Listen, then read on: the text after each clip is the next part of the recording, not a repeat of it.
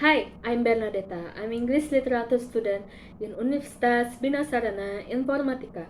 This is listening assignment. Part 1. This audio is about making soup. Thought, okay, so Sarah, I see you eat soup every day at work. Why are you eating soup every day? Sarah, that's because I love to cook soup. Thought, so you make the soup? Sarah, yes, it's very easy to make. Thought, so you cook it and then you just bring it to work every day? Sarah, yeah, I just make a lot on Monday and then I bring it to work every day of the week. Thought, oh nice, so how do you make the soup? What's your secret?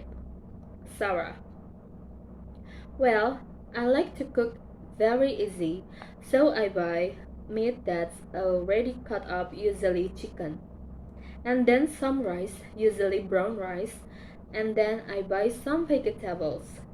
So after I bought the ingredients, I chop them up and I put them all together in the water, boils, and add some seasoning.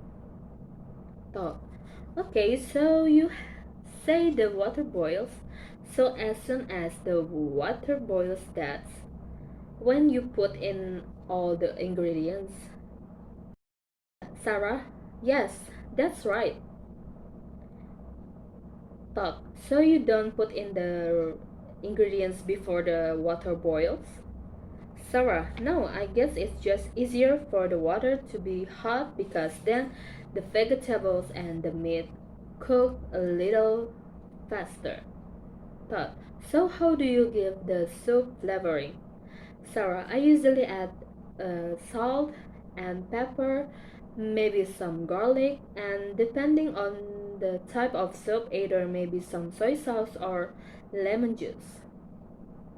Thought, okay, do you put in the flavoring after you put in the ingredients or before you put in the ingredients? Sarah, maybe after, but usually right about all the at the same time. Thought, okay, Sarah, so I just put everything in at one time. Thought, and then after you cook the soup, do you put the soup in the refrigerator? Do you let it sit outside? Sarah, I usually eat some right then, and I also put in containers for the week, but I let it sit in the containers out on the counter for a while for it to cool before I put in the refrigerator. Thought, alright, and so you don't put in the refrigerator until it is cool? Sarah, until it's about room temperature. Thought, okay, nice, and then how do you heat it up? Do you heat it up in a pot or do you heat it up in the microwave? Sarah, in the microwave, it's the easiest. Thought, yeah, nice. So you make enough for 5 meals. Sarah, maybe sometimes if I think I will get tired of eating it during the week, then maybe I'll just make enough for 3 or 4 meals. But if it's some kind that I think is really delicious and I know that I want to eat it every day, then I'll make a lot. Thought, well, if that happens, when you make the soup, you can make it for 6 or 7 and give me a bowl. Sarah, okay, I'll do that next time. Thought, oh, great, thanks. Part 2. This audio is about the movie theater and the restaurant. Answer the question correctly. Number 1. When is Steve going out with Jennifer? Steve is going out with Jennifer on Saturday night. Number 2. Where is the movie theater? The movie theater is the second building on the right, next to church. Number 3. What is the favorite restaurant and why does the restaurant become favorite? The favorite restaurant is Flamingo Surf because they have excellent Spanish food. Number 4. Where is the location of the favorite restaurant? The Flamingos restaurant is the building just before the river on the left side. The movie theater and the restaurant. One day, there was a man asked his friend Renee direction of the movie theater is in downtown near the hospital. He would ask his girlfriend Jennifer went to the movie theater on Saturday night. She gave the direction to the movie theater so he wouldn't get lost. First, drove down First Street going west, crossed the river, and kept going straight until Pine Street. Then turned left, and the movie theater was the second building on the right, the next the church. He asked recommended nice restaurant around the movie theater.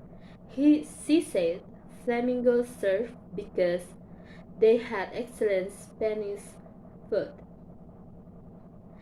Direction that restaurant from movie theater went on Flying Street, crossed the second street, and drove third street. See Perkins lot on left side of street, then turn left on third street in drove east. The Flamingo was the building just before the river on the left side. She thought the restaurants open weekdays from 10:30 a.m. to 11 p.m. But it stayed open at midnight on weekend. He thought he have driven by there before. He asked to Renee where's the florist was because he wanted to buy some flowers for the celebrate Jennifer's birthday.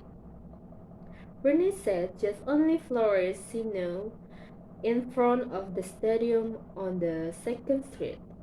Part 3. The Dog and the Sparrow by Brothers Grimm. This audio is about friendship between the dog and the sparrow. There's a shepherd dog that was abandoned by the owner. The master always left the dog while suffering and greatest hunger. At least the dog took hills because the dog was very sad and sorrowful mood. On the road, he met Sparrow. The sparrow asked the dog why he's so sad, and the dog said because he was very hungry and nothing to eat. The sparrow said to come with her into the next town. She soon found a plenty of food. So they went together to the town. They passed the butcher shop, and the sparrow asked the dog stand there for a little while, then pecked down a little meat. The sparrow perched upon himself and having first looked carefully. She pecked a steak. The dog was still hungry, and they went to another butcher shop and pecked down another steak. After the dog ate too much meat, he wanted bread. Then they went back to the shop. They walked out of the town. After enough ate, they both went out upon highway, but the dog was tired and took a nap, while the sparrow went a bush. When the dog slept, there came a carter in horse's carriage brought 2 casks of wine, and approached the dog. The sparrow alerted the man, but he ignored it and kept run over the dog until died. The sparrow cursed him and pecked casks of wine until empty. The sparrow also pecked horse's eyes. The carter was angry and threw an axe to the bird, but unluckily slay his own horses. The sparrow engaged all the birds in the world to pick and eat all the carter's corn. The carter saw it and became angry.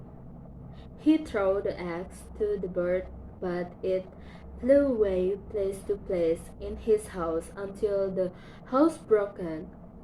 In the end, the carter caught the sparrow and tried to kill it cruelly.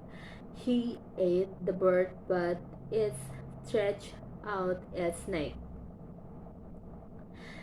The carter asked his wife to cut off the bird's head, but she missed and hit her husband on the head. Her husband died, and the bird flew away. Thank you.